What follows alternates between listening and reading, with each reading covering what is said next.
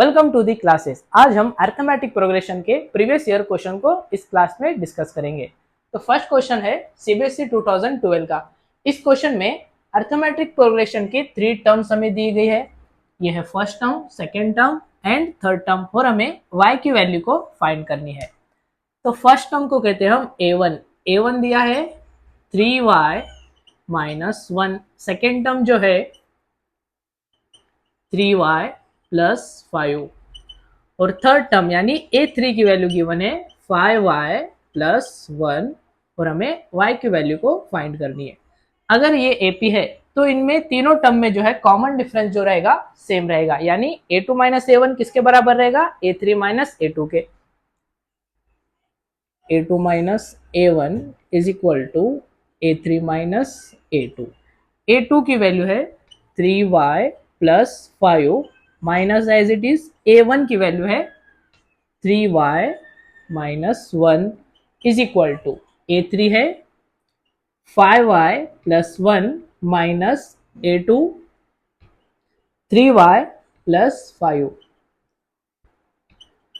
3y plus 5 minus को bracket में into कर लीजिए, minus 3y minus minus plus 1 is equal to 5y plus 1 minus 3y minus plus minus 5।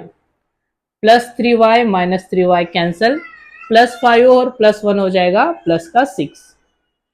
5y minus 3y हो जाएगा 2y plus 1 और minus 5 हो जाएगा minus 4।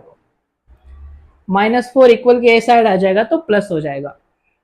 6 plus 4 is equal to 2y। 6 plus 4 हो जाएगा 10। 10 is equal to 2y। y is equal to 10/2, यानी y is equal to 5।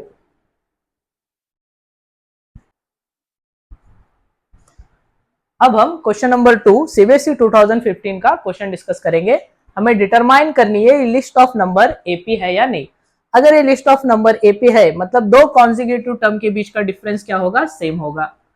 तो हमारा फर्स्ट टर्म यानी a1 की वैल्यू है √3, a2 की वैल्यू हो जाएगी √6, a3 यानी थर्ड टर्म √9।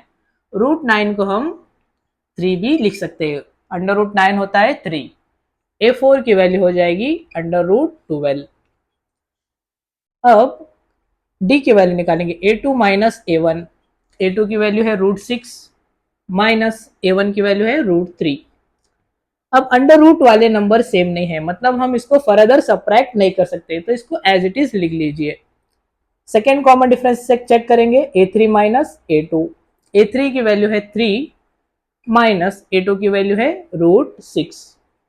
3 में से हम √6 को माइनस नहीं कर सकते क्योंकि ये विदाउट रूट वाला नंबर है और ये रूट वाला नंबर है। रूट वाले नंबर को हम रूट वाले नंबर से ऐड और सब्ट्रैक्ट कर सकते हैं। कंडीशन क्या है? रूट के अंदर वाले नंबर सेम रहने चाहिए। तो यहाँ पे d की वैल्यू सेम नहीं आ रही है, मतलब ये लिस्ट ऑफ नंबर एपी नहीं है। तो लिखना है common difference is not same, hence it is not AP।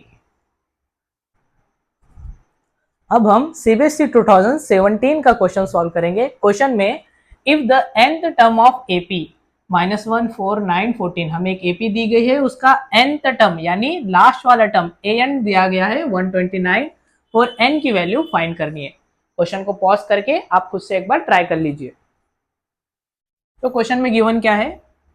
a यानी फर्स्ट टर्म गिवन है जो है -1, और d की वैल्यू किस तरह से फाइंड करना है? a2 minus a1।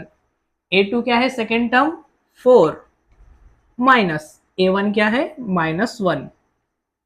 ये हो जाएगा 4 माइनस माइनस प्लस 1, d की वैल्यू आ जाएगी 5। और क्वेश्चन में हमें nth टर्म यानी लास्ट टर्म दिया हुआ है an जो कि है 129, और हमें n की वैल्यू फाइंड करनी है। तो इस क्वेश्चन में हमें लास्ट टर्म दिया गया है, nth टर्म दिया गया है और n की वैल्यू फाइंड करनी है, a और d की वैल्यू ऑलरेडी गिवन है, तो हमें an का फॉर्मूला यूज करना होगा। an is equal to a plus n minus 1 d। an की वैल्यू क्या है 129 इज इक्वल टू a की वैल्यू -1 प्लस n की वैल्यू नहीं मालूम, वो फाइंड करनी है हमें, n minus 1 remain as it is और d की वैल्यू है 5। -1 इक्वल के ए साइड आ जाएगा तो हो जाएगा plus 129 plus 1 is equal to 5 into n हो जाएगा 5n माइनस 5 1 जा 5। 129 प्लस 1 हो जाएगा 130 माइनस 5 इक्वल के ए साइड आ जाएगा तो हो जाएगा plus 5 is equal to 5n as it is. 130 plus 5 हो जाएगा 135 is equal to 5n। 5 equal के ओ साइड मल्टीप्लीकेशन में है, इक्वल के ए साइड आ जाएगा डिवीजन में। 135 divided by 5 is equal to n। अब इसको सिंप्लीफाई से डिवाइड कर दीजिए। 5 1 जा 5, 5 2 जा 10, 3 कैरी, 5 7 जा 35, n इज इक्वल टू 35। अब हम सीबीएसई 2012 का क्वेश्चन डिस्कस करेंगे। इस क्वेश्चन में हमें बताना है कि कितने 2 डिजिट नंबर से जो 3 से कंप्लीटली डिवाइड होते हो। कंप्लीटली डिविजिबल यानी रिमाइंडर, जब आप 3 से उसको डिवाइड करेंगे तो रिमाइंडर 0 आना चाहिए। सबसे स्मॉलेस्ट 3 डिजिट नंबर है जो 3 से डिवाइड होता है वो है 12। 12 के बाद आ जाएंगे 12 के मल्टीपल्स यानी 15, 18, 21, 24 एंड सो ऑन। और लास्ट 2 डिजिट नंबर होता है 99। 99 3 से कंप्लीटली डिविजिबल है। जब हम 99 को 3 से डिवाइड करेंगे 3 1 जा 3 3 जा एंड 3 3 जा, रिमाइंडर 0 आ रहा है, यानी 99 3 से कंप्लीटली डिविजिबल है। तो लास्ट नंबर हो जाएगा 99। और हमें इसमें कितने नंबर से n की वैल्यू को फाइंड करनी है। तो फर्स्ट टर्म हो जाएगा हमारा 12, कॉमन डिफरेंस d हो जाएगा 15 माइनस 12 यानी a2 माइनस a1 जो है 3, और लास्ट नंबर यानी n की वैल्यू गिवन है 99 और n की वैल्यू फाइंड करनी है।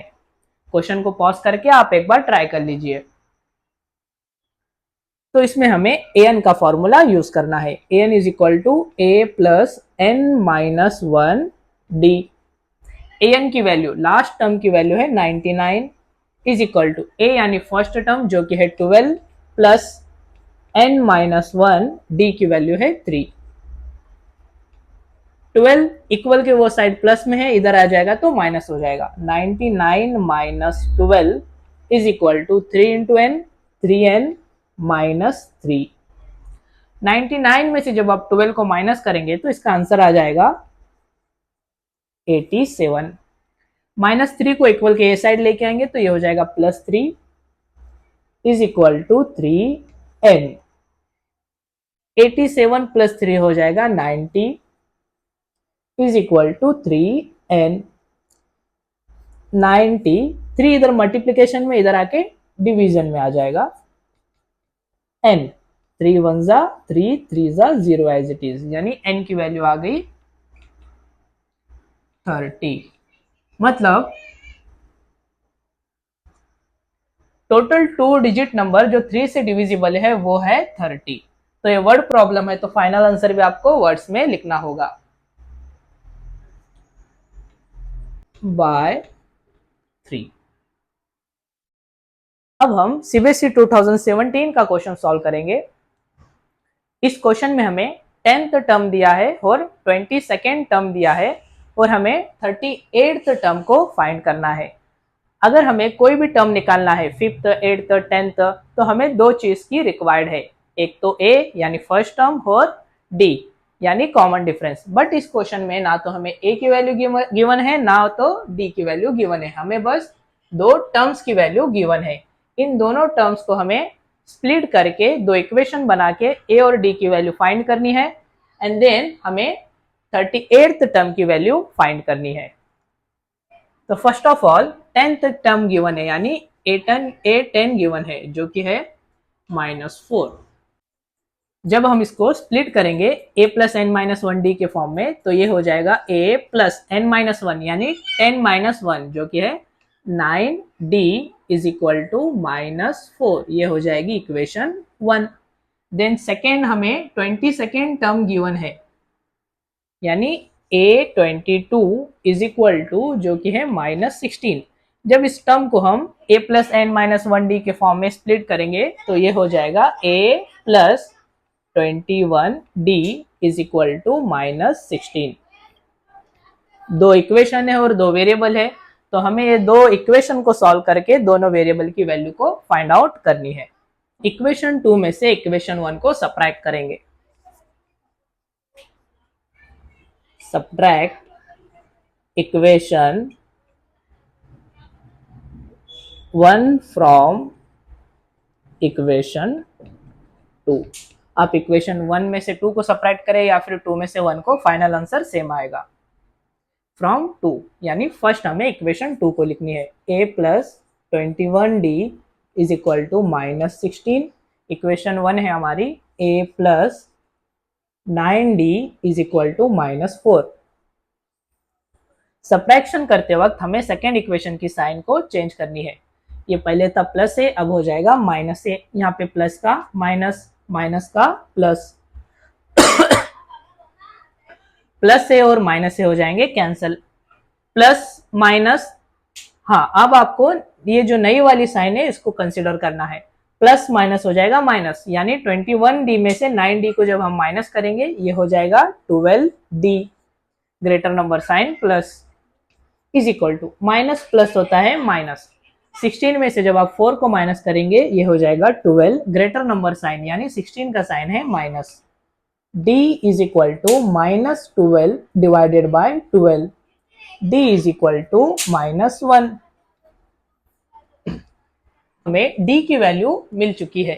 अब ये d की वैल्यू आप इक्वेशन 1 में पुट कर सकते हैं या फिर इक्वेशन 2 में पुट कर सकते हैं। दोनों इक्वेशन से आप जब सॉल्व करेंगे तो आंसर सेम आएगा। तो अब हम d की वैल्यू को इक्वेशन 1 में पुट करते हैं। Put d is equal to -1 in equation 1। a plus 9, d की जगह क्या लिखना है, -1 is equal to -4। a plus minus हो जाएगा माइनस, 9 1 जा 9 is equal to -4। a is equal to -4 as it is. -9 को जब हम वहां भेजेंगे तो ये हो जाएगा +9। a इज इक्वल टू आ जाएगा माइनस प्लस माइनस, यानी 9 में से जब आप 4 को माइनस करेंगे तो ये हो जाएगा 5। Greater number sign plus. अब हमने a और d की वैल्यू फाइंड कर ली है, तो हमें अब a 38 की वैल्यू निकालनी है, यानी a 38 is equal to a plus n minus 1 यानी 38 माइनस 1, ये हो जाएगा 37d। a 38 is equal to, a की जगह a की वैल्यू पुट कीजिए जो है 5 प्लस 37, d की जगह पे -1। a 38 is equal to 5 plus minus minus 37 1 जा 37। a 38 इज इक्वल टू ये हो जाएगा -32।